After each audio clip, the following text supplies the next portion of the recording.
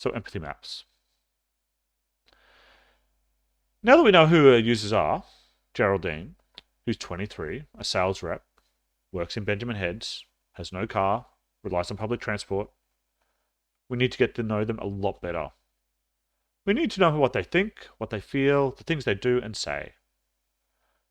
We also might want to know what they stand to gain from our solution and the things that are currently a problem for them, what their pain points are.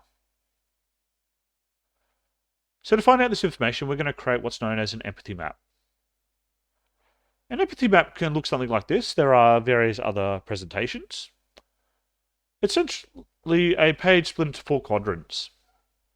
We have our user in the middle where we put a picture or write their name. We're going to ask what they say, what they think, what they do, what they feel. And these questions are going to be asked in relation to the problem at hand. So in the says quadrant, we're kind of after quotes or things they say. So, for example, I love flying Qantas because I've never had a bad experience. I want something reliable, or I don't understand what to do here. For the thinks quadrant, we want to know what they're thinking, what occupies their thoughts, what matters to them. They could say, this is getting really annoying.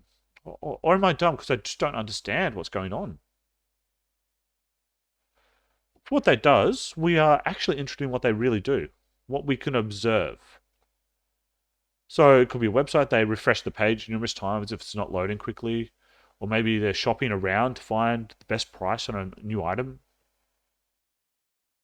And for feels, we're interested in their emotional state. Are they impatient, confused, worried? Are they anxious, upset? Are they happy? Do they have great joy interacting with this website?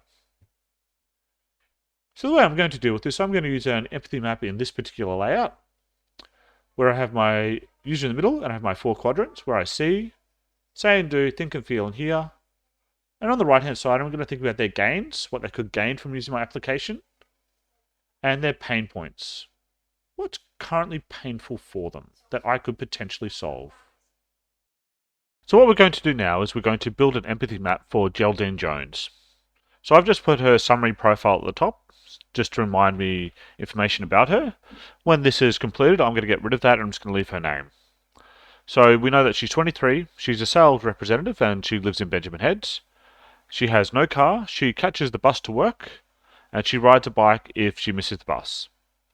So what we're going to do is we're going to work through the 4 quadrants, and then we're going to actually think about the things that she stands to gain from this application, and the things that are currently painful for her. And that will give us some insight into her needs or potentially wants later on. So we'll start here and we'll say, what does Geraldine actually see as she's dealing with public transport in Benjamin Heads? Because that's the focus of our problem. So what does she see? She sees there's a bus timetable. She often sees the bus disappearing into the distance because she sometimes misses the bus in the morning, and that's really annoying for her. What else does she see? She often sees what time it is. She's always looking at her watch to know, is the bus going to be here soon? Have I missed it? And so that's for her primary use case of going for work. What about one on the weekends when she wants to get home from her friends and she wants to order a taxi? What does she see then? She sees, sometimes she just sees nothing. She has no indication of what is actually going on. And she might actually see that often with the bus in the morning and going to work in the afternoon as well. She actually has no idea. She can't actually see any information about whether the bus has come or gone. Okay, what does she think and feel? Often she feels relieved when the public transport does arrive. She feels worried before it arrives, due to uncertainty. So she doesn't actually know how things are going. So that creates uncertainty and gives her something to worry about. Does she think anything about public transport? Sometimes she thinks angry thoughts about public transport.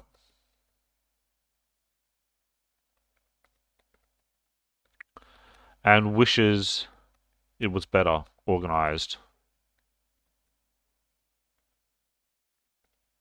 So they're the things that she thinks and feels. What does she hear? She generally hears with respect when she's trying to catch a bus. She generally hears the engine of the bus. So that is how she knows it approaches. That how she knows it is coming.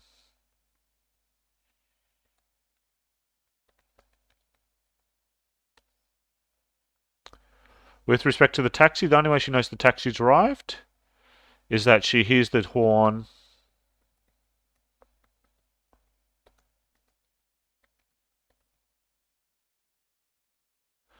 Okay, now what does she say and do?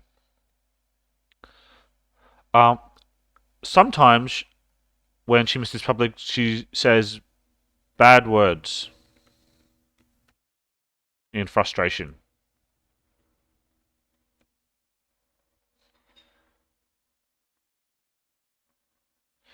On the other hand, when things go well, she says, thank goodness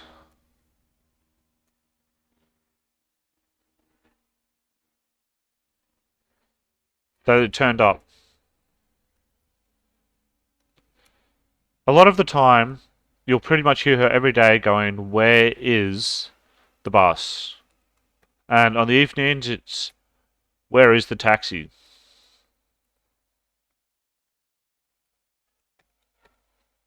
So they're the types of things that she actually says.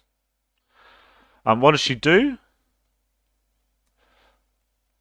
She is often hurried and nervous.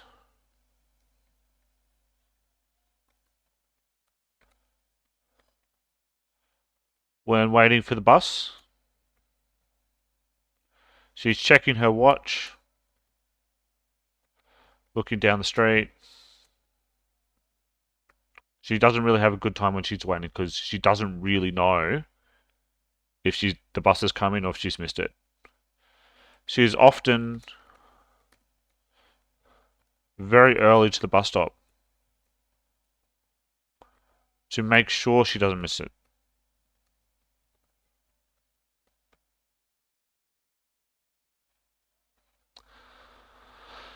Now, what would she stand to gain from an improvement or more information about the public transport and the state of the system?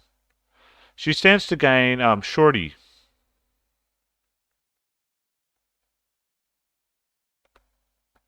So that means she knows things for certain.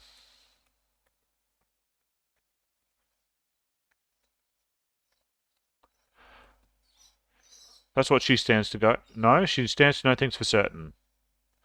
So she can have reduced anxiety.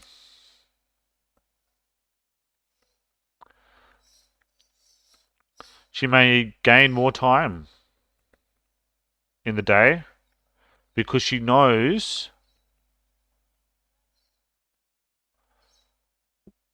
where the bus is or where the taxi is.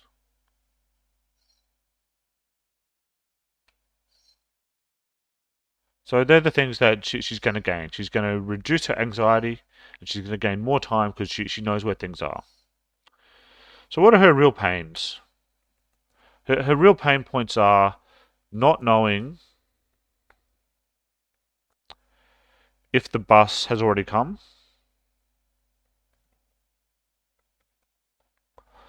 or if it is running late, and not knowing how long until the taxi arrives on the weekend. So that's my empathy map for Geraldine. I've gone through, I've thought about, well, what does she actually see? Or what do we see her doing? What does she think and feel? What do we actually observe her hearing? And what does she say and do? And I thought about the things that she might gain if we improved the public transport system in Benjamin Heads, and tried to focus in what's the real pain points for her at the moment. What things could lead me to develop her needs or wants or requirements for this system? So this is my completed empathy map for Geraldine. Contains a lot of information, which I can use later on,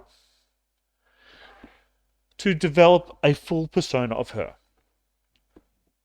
But this information is a little bit generic. It really kind of deals with her emotional and her thought world, her inner perspective.